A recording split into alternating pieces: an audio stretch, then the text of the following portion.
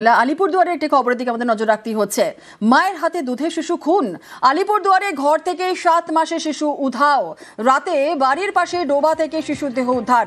শিশুকে খুনের কথা স্বীকার মায়ের। আর দিনভর শিশু চুরির অভিযোগ করে বিভ্রান্তি ছড়ানোর চেষ্টা করেছিল মা। কি বিভ্রান্তি ছড়ানোর চেষ্টা করেছিলেন মা, শুনবো একবার। দুটোর দিকে বাবাকে খেতে দিয়ে আমি স্নানে গিয়েছিলাম, স্নানের থেকে এসে দিকে এখানে নেই। তারপরে আমি বাবাকে জিজ্ঞেস করলাম, বাবাকে জানালাম, বাবা বাইরে গিয়ে সবাইকে ডাকছিল। কতক্ষণ পরে জানলেন কি নেই? আমি 10 মিনিট হয়েছে বাথরুমে গিয়েছিলাম, দুটোর দিকে বাবাকে খেতে দিয়ে তারপর দেখছি এসে যে ও নেই। কি মনে হয়, কি মনে হয় দিদি, কি মনে হয়? কেউ নিয়ে গেছে চুরি করে? হ্যাঁ, চুরি করে নিয়ে গেছে।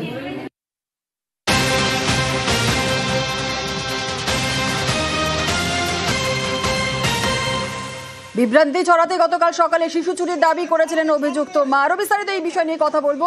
রাজকুমার রয়েছে আমাদের সঙ্গে, সরাসরি চলে যাব রাজকুমারের কাছে। রাজকুমার, কেন এই ধরনের ঘটনা ঘটালেন মা?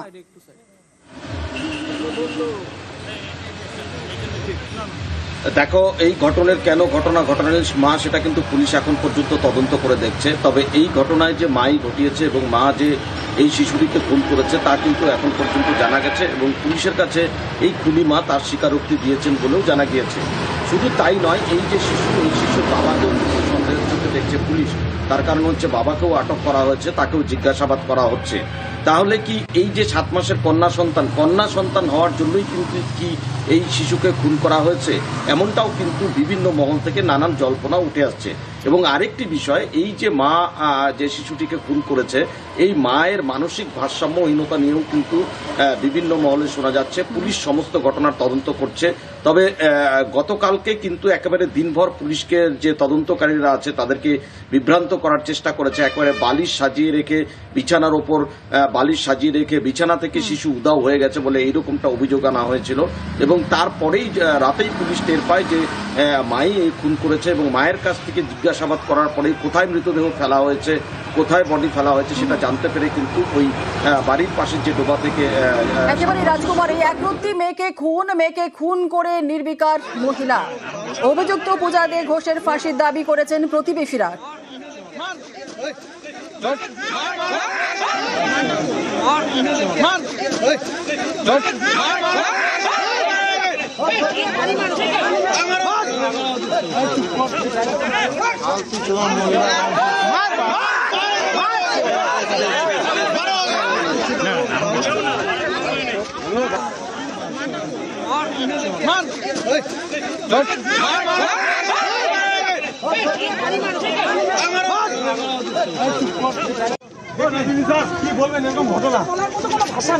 ওই মহিলার ফাঁসি হওয়া উচিত, আর কোনো কিচ্ছু বলতে চাই না।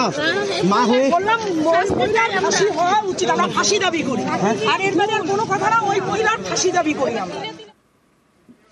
ভোটে গরম বাংলা উত্তাপ আরও বেড়ে গেল কর্ণাটকের বিজেপি সাংসদের মন্তব্যে। যিনি দাবি করলেন রবীন্দ্রনাথ ঠাকুর নাকি ইংরেজদের খুশি করতে জনগণও লিখেছিলেন।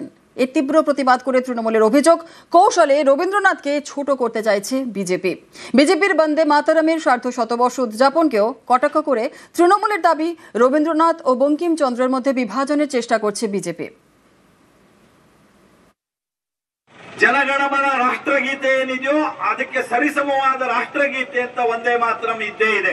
ಜೊತೆಗೆ ಆ ಬ್ರಿಟಿಷ್ ಅಧಿಕಾರಿಯನ್ನ ಸ್ವಾಗತಿಸೋದಕ್ಕೆ ರಚನೆ ಮಾಡಿರುವಂತ ಜನಗಣ ಮನವೂ ಇರಲಿ ಅಂತ ಎರಡನ್ನೂ ನಮಗೆ ಸೇರಿಸಿ কর্ণাটকের বিজেপি সাংসদের এই বক্তব্য নিয়েই গরম বাংলার রাজনীতি।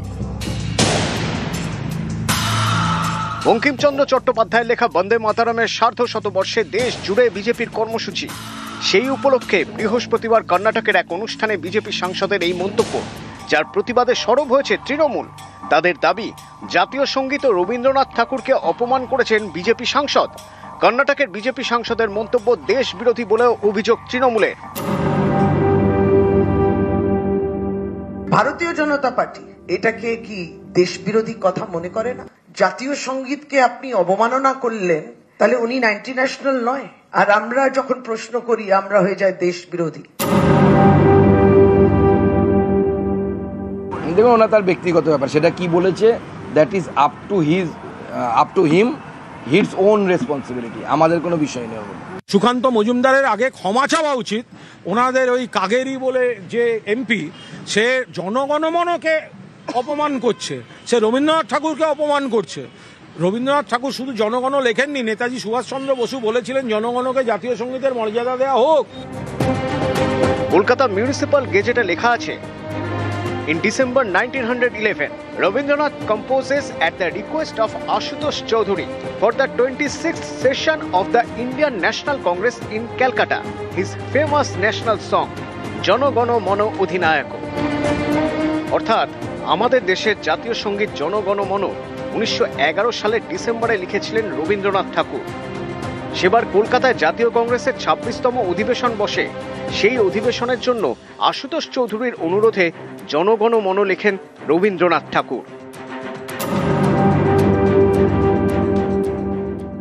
ಆ ಒಂದು ನಂಬಿಕೆಯ ಒಂದು ಪಾಲನೆಯನ್ನ ನಾವು ಮಾಡಬೇಕು ಅಂತ ನಾನು ನಮ್ಮೆಲ್ಲರಲ್ಲಿ ವಿನಂತಿ ಮಾಡಿಕೊಳ್ತೀನಿ.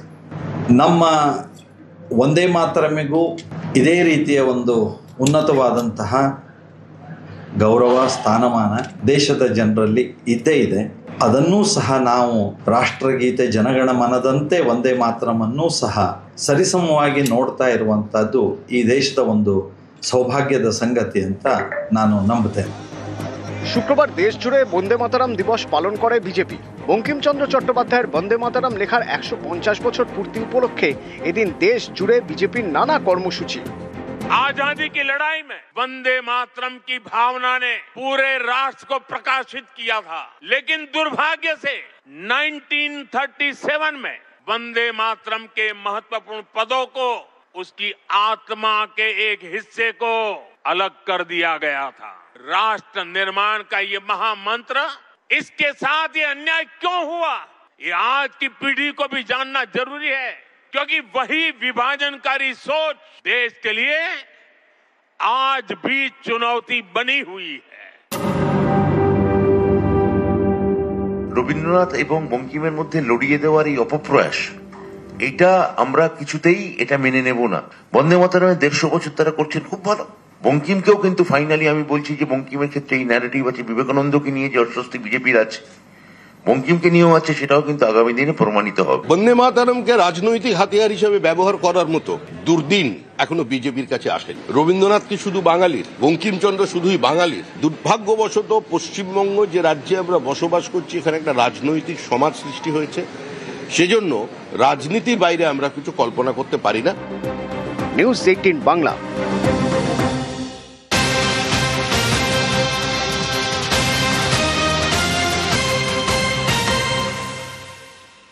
চোখ রাখবো পথ দুর্ঘটনার খবরের দিকে। সল্টলেকে পথ দুর্ঘটনায় আহত 2, বাসকে ওভারটেক করতে গিয়ে দুর্ঘটনা, আহত হলেন 2 জন। দুর্ঘটনায় আহত হচ্ছেন 2 জন, বাসকে ওভারটেক করতে গিয়ে দুর্ঘটনা।